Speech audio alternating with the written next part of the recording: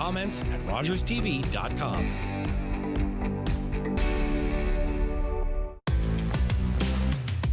This is Rogers TV.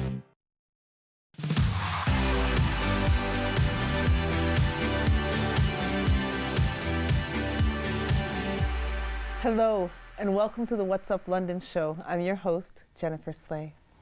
Before we start with our show, let's take a moment to acknowledge the lands on which we live. The lands in London, Ontario are the traditional lands of the Haudenosaunee, Anishinaabeg, the Lenape, and Shinanton peoples. I am grateful to be able to live, play, work, and rest on these lands. I'm also grateful and want to take a moment to acknowledge my ancestors for the sacrifices that they've made so that I can be here with you today. We have some really interesting guests on the show today who are here to provide some education as well as entertainment, and I think it's going to be fun. Our first guest is here to talk to us about a very important topic. Did you know that Earth Day is now over 50 years running, and that it is important to note that we are not doing things for nature, but that nature is doing things for us? Let's welcome Marianne Hodge, co-founder of Climate Action London. Welcome to the show. Thank you so much. So tell us a little bit more about Earth Day and what it actually means. Well, Earth Day really, I think, started about the realization that when we harm nature and the environment, that it actually comes back to harm us. And the use of chemicals and some of the environmental issues that happened many years ago kind of started that. And I think we've kind of moved a little bit from that now, where instead of thinking about, okay, do we need to save the bald eagle, which was, I think, one of the first champions of Earth Day, is that it's more about how do we protect our own health. And we've learned, say with the pandemic, that our mental health suffers if we don't have access to nature. Yeah.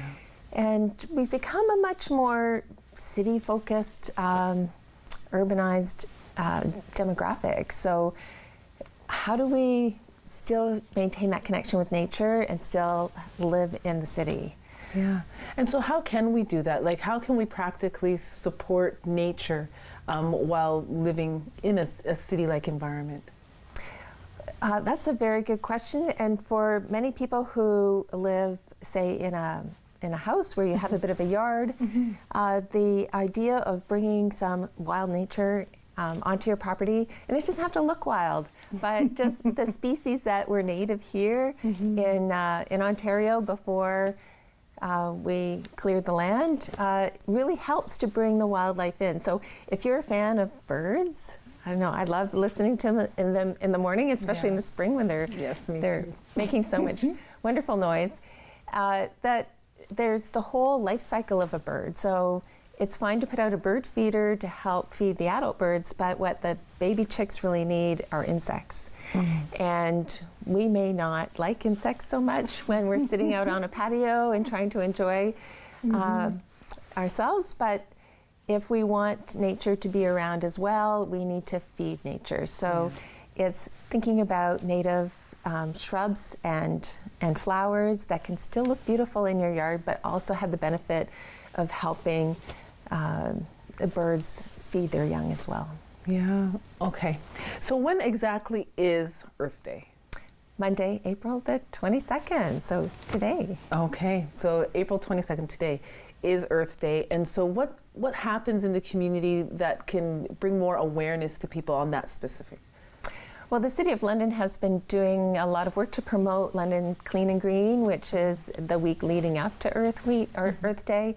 So encouraging people to just get outdoors and see, like in the winter, it's very hard when you have garbage day and things blow around and there's this litter that's around. And just to spend, a little bit of time, even just 20 minutes, to just clean up your own neighborhood, and it really just makes a difference. Everything looks more beautiful.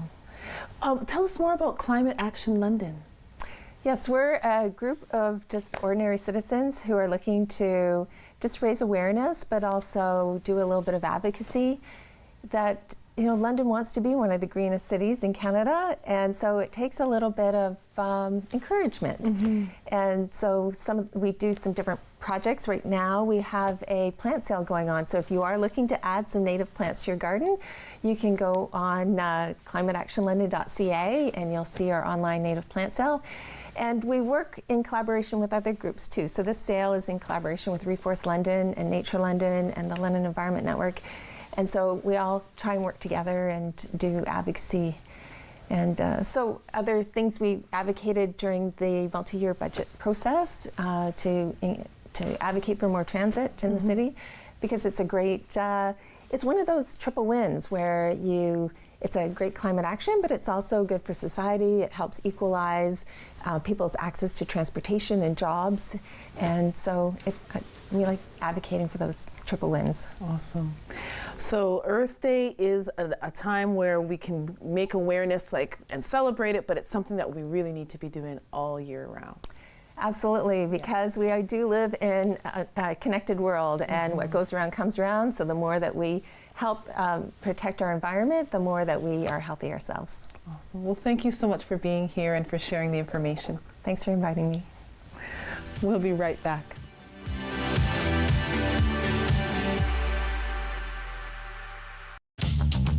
This program is brought to you by Ignite TV. Now you're in command.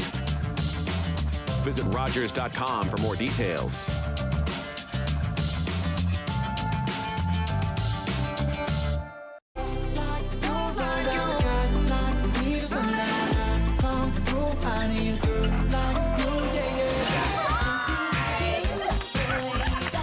Your happy place. Easy 1013, the perfect music mix. Carbon monoxide is a deadly gas you can't see, smell, or taste. Homes with fuel-burning appliances and/or attached garages must have working CO alarms installed outside all sleeping areas. Don't let the silent killer get you. Install working CO alarms today. Hi everyone, my name's Emily Febry. I'm also known as Ranger M. I'm an environmental communicator and educator, and I get to talk to a lot of different people about all things nature and conservation. I love to knowledge share, and that's what I want to do with you. So come on, let's go learn with Ranger M.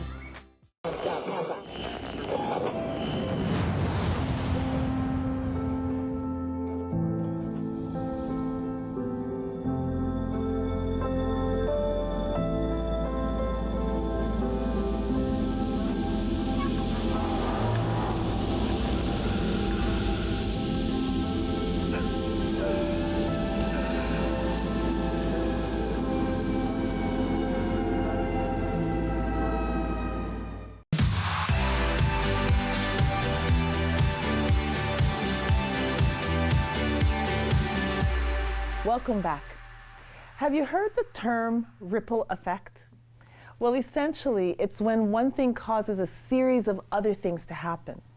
Our next guest is here to talk to us about her business called Ripple Effect Leadership, and takes a different look at how leadership is done.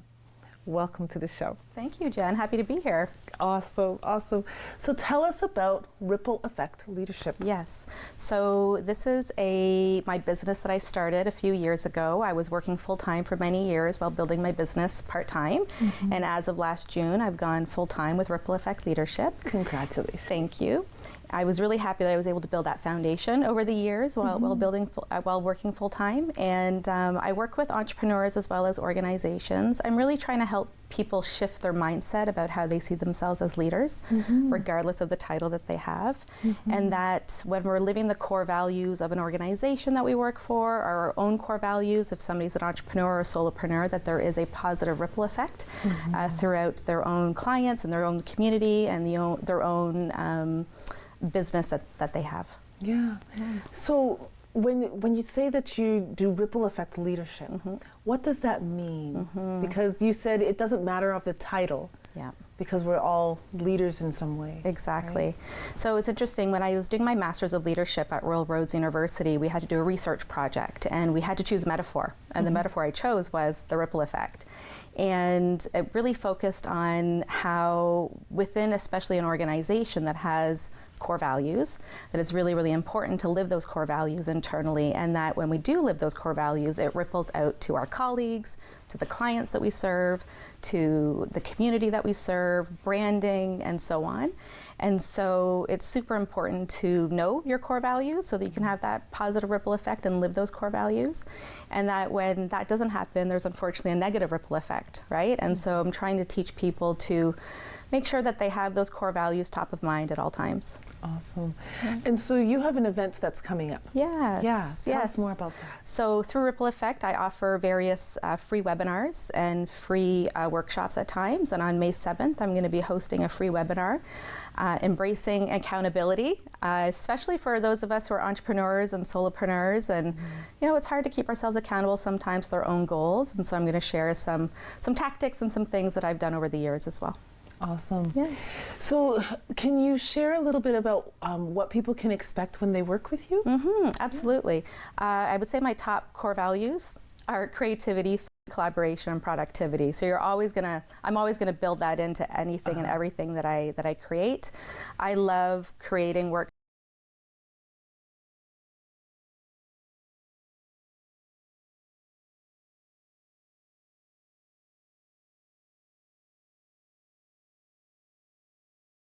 remind people that regardless of your title and regardless of previous experience, that you are a leader. It's all about how we lead ourselves, how we show up for others, how we collaborate with other people, how we kind of follow through with goals and deadlines, and that's really what leadership is to me. That is awesome.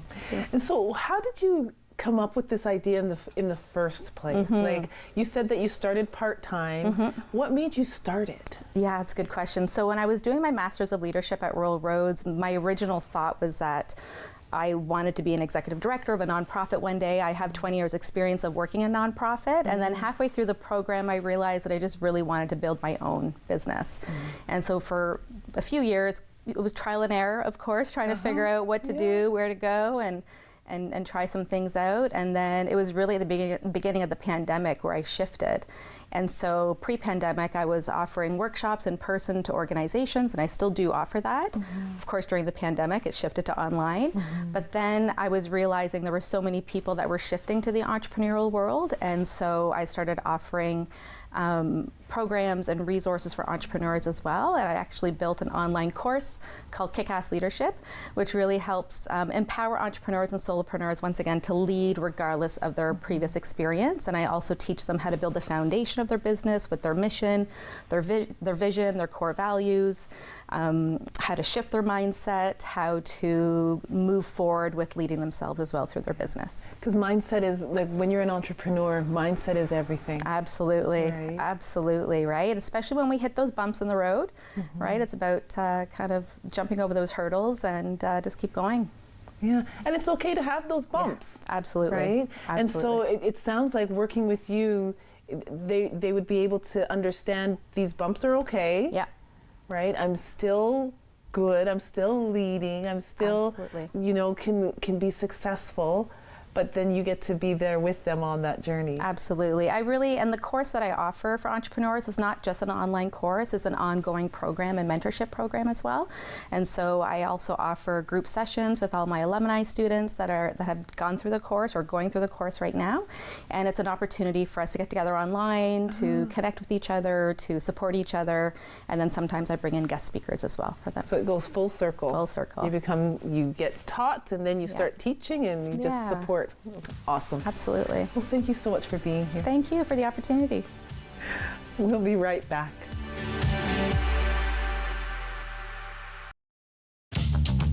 This program is brought to you by Ignite TV. Now you're in command.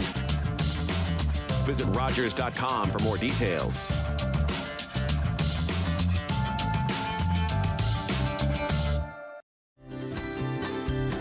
Welcome to Treat Yourself.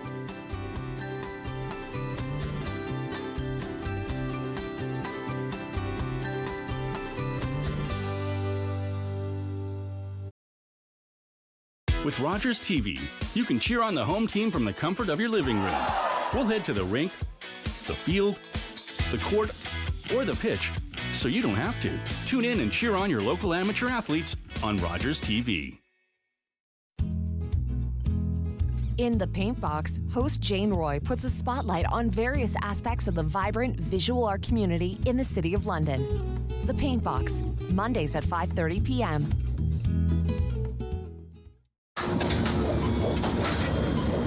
This is a perfectly healthy child. What's unhealthy are birth alerts, a racist practice that may stop this Indigenous mother from going home with her newborn.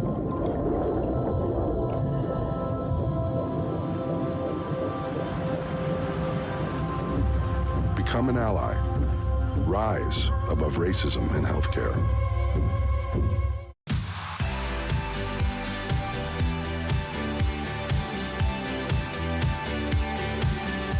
Welcome back. The London Writers' Society is holding their second annual An Event With. This year, the guest author is also a former editor, publisher, and exuberant storyteller. He is considered the cartographer of Canadian publishing and has helped launch the careers of some of Canada's most well-known authors. Please welcome Ron Kugler, president of the London Writers' Society, to the show. Welcome. Thank you very much. So tell us more about this event. Absolutely, and so we're delighted that it's the second year because we started this last year with Terry Follis as our guest, award winner, double award winner for the Leacock Medal. And so this year he has said, why don't we have Doug Gibson, and they're good friends. Let's have Doug Gibson down, and then later on, a couple of weeks later, we got a letter from Terry saying, how would you like me to come down and do the interview with Doug Gibson? So, as I say, these are really two giants in the literary field in Canada. They really are. And so we're delighted to have Terry back. He's become a good friend since our appearance last year with Terry. And so the two of them, I think they're going to tell stories, which is going to be pretty cool. They're both known for storytelling, and they're both eloquent. And so it's going to be a great evening just to watch the two of them interact on the stage. It's going to be fantastic. Like a fireside chat. Exactly. So there'll be two chairs on the stage, and they'll just be talking back and forth. And so the nights don't get too much better than this when you're talking about giants in a literary field. So we're very excited about this event. It's going to be good. Awesome. So tell us some details. When, where? Sure. We're meeting on May the 6th, and so that's a Monday night. We'll be opening the doors at 6 o'clock, and we'll be starting this. It'll run from about 7 till 8, but we'll have local authors there for the first hour. We usually have about 5 or 6 authors set up with their books that they want to sell, so that's great. It's good exposure for them. We're delighted about that. And then we'll have Terry and Doug do their thing on stage, and then we'll have some time after. And Doug Gibson's books will be there as well. I don't think Terry's going to be doing that because he wants to have Doug have the spotlight. So it's the nature of Terry, and so we're really pleased about that. It's going to be a good night. Should be good. So how did this start? Because you said this is the second annual. So what got it going? Well, last year, I think we've been trying to rejuvenate the London Writers' Society for a couple of years now, and so our membership, the most recent formal count was about 103 members, which is really great. So we've made a lot of progress in 2 years. And so we've been looking for events that will get our authors some exposure and get the society some exposure as well. Our role and our mission is really to help authors, and we have all kinds of people that are writing, and we want to support them in any different way we can. And so we're really excited about this, and I'm hoping it'll be an ongoing event, as in people get to know in London. It's an evening with. And I think, on a sidetrack, since you haven't asked me yet, but I think it's time for a female author, and I'm not doing that just to win points. I'm just saying there are all kinds of female authors out there that are doing some wonderful work, and local authors right here in the city as well. So hoping we feature somebody like that next year. It'll be fun. It'll be good. So how would people get involved? Because you said that there's some 5 or 6 local authors that are going to be there. How, if someone's watching and they're like, oh man, I'd love to get involved with this? Well, we have a really slick system that we worked on this. We have a website coordinator, Marco, and he has actually rejuvenated the whole website. So if people want to attend, it's only $15 in advance. They can go to the website, londonwritersociety.ca, and they can register online, which is new for us, and so we're excited. Just even that little bit is a good piece of information, and so we're excited. So they can register online. If they wait till the night, it'll cost them an extra $5. So maybe that $5 is kind of key. But anyway, if they register ahead, it'd be nice for us to know how many are going to be there, kind of thing. We're hoping for a really good crowd to fill the auditorium, so it's good. Awesome. And if I'm a writer, and I want to be a featured, one of the featured authors, How do I do that? You join the London Writers Society. Okay.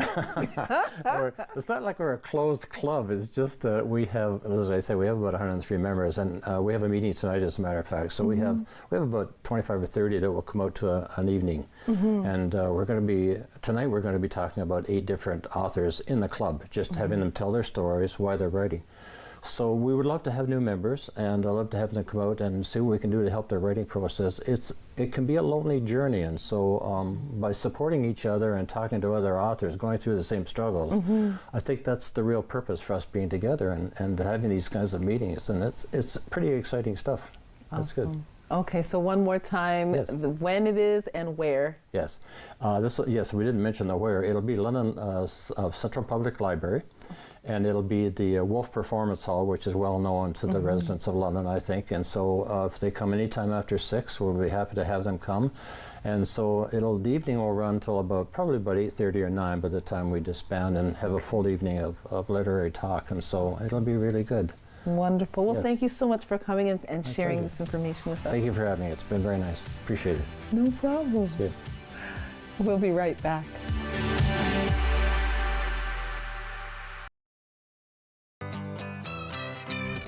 Hello everyone, my name is Prab Gill and I am the guest for this week for the episode of Pollinating Purpose.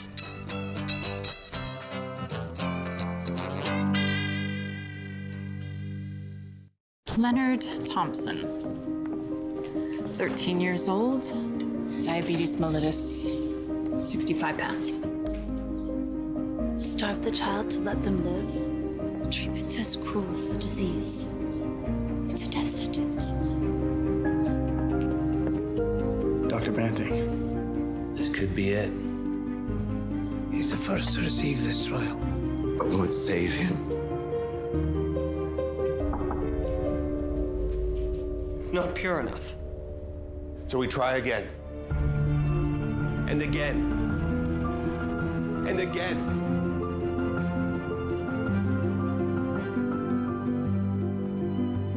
Before the discovery of insulin, diabetes was a death sentence. Banting, Best, Collop, and MacLeod's breakthrough has saved millions of lives. Leonard Thompson's was the first. Every year, dozens of Canadians are killed or seriously injured because they take risks around railway tracks. Talk to your loved ones about rail safety. Visit stoptracktragedies.ca.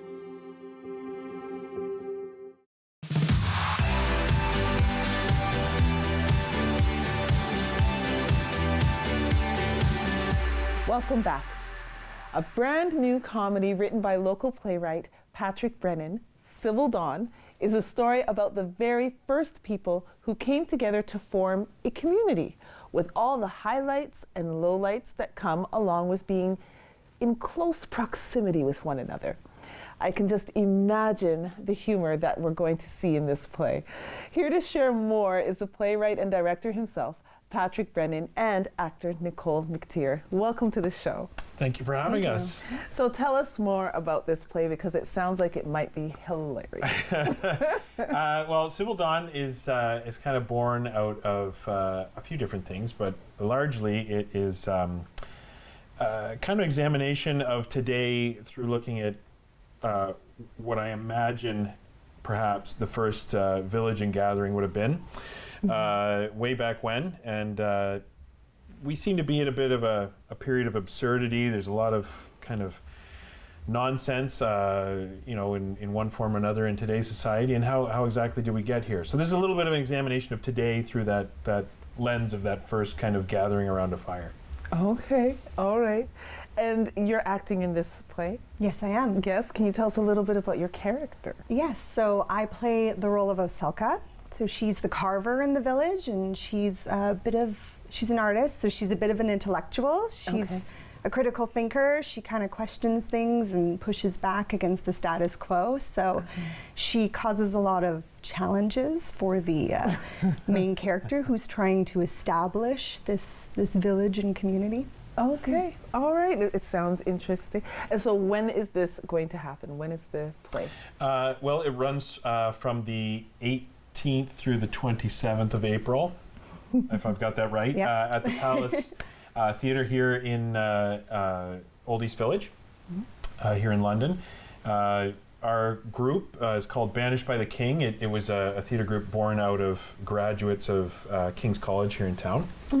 And so those that were in theatre in school and wanted to continue it. So that's our group, and that's kind of the genesis of it. But very fortunate for us, and this will be our first show as a company in residence at the Palace Theatre. So it's very exciting for us to really partner with the Palace, which is a real gem here in London, and so we're very excited to put this on. It's a fantastic cast, and everybody's really jumped into their roles, and they've found more, I think, more laughs and more comedy than I even intended in putting it together. So it's been a work that has absolutely grown since we started rehearsing it, and I'm very excited to see it in front of an actual audience to get that reaction and see what other people think.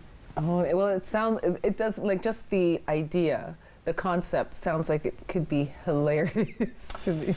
Yeah, there's some jokes in there that when I first wrote it a couple of years ago that were pretty topical that I kind of hope some of those jokes would sunset, and unfortunately here in 2024, some of them are still relevant, unfortunately in some ways, but you know, it really is something where we're trying to kind of point a light on today through that examination of yesterday, and you know, deliver some laughs while we're doing that. So I hope it's you know, for the most part, a night out that people can enjoy. But and the team that's put it together, it's beyond even what I could have imagined in terms of the lights, the sound, and the space we have, and the life that our actors have brought to the script. It's amazing. So yeah, London has so much talent. So much incredible talent, and I know if someone is watching and they're wanting to get involved, how could they do that?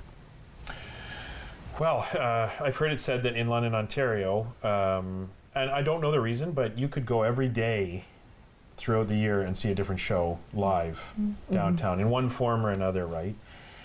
There are a number of theatre groups, a number of theatres. I imagine that'd be a good starting point to go. I'm a bit buried because we're in our own group, so I haven't. That's what I meant. Like, yeah. How could someone get involved with your group? With our group, being at the Palace now, the notice goes out through their website asking for auditions and things. Okay. Nicole may be able to speak to that as well. Yes, you can sign up to receive emails from the Palace and from London Community Players, and then they'll send you audition notices, and yeah, just audition and go out. And even we need a lot of people who want to work behind the scenes as well. So yeah, there's room there. Yeah. Lots of opportunity with a number of different groups here in town. But yeah. Well, thank you so much for being here, and good luck with the show. Thank you so much. We appreciate it. Well, that's a wrap.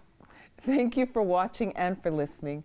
I encourage you to support the efforts of our guests by liking, commenting, and sharing this episode of What's Up London with your friends, with your family, and your networks. Please visit our guests' websites and social media pages and plan to attend their events as well. Thank you so much for being here, and we'll see you next week.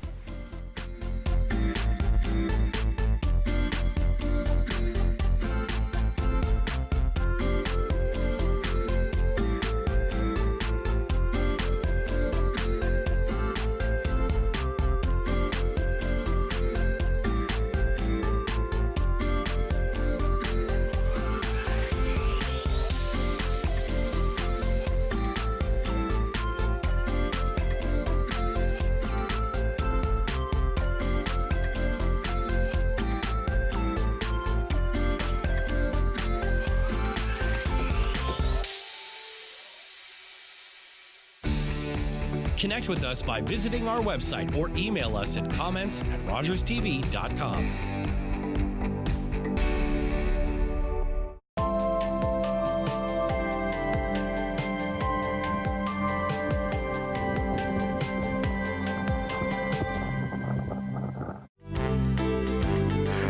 Think before you say it. Don't wind up like me.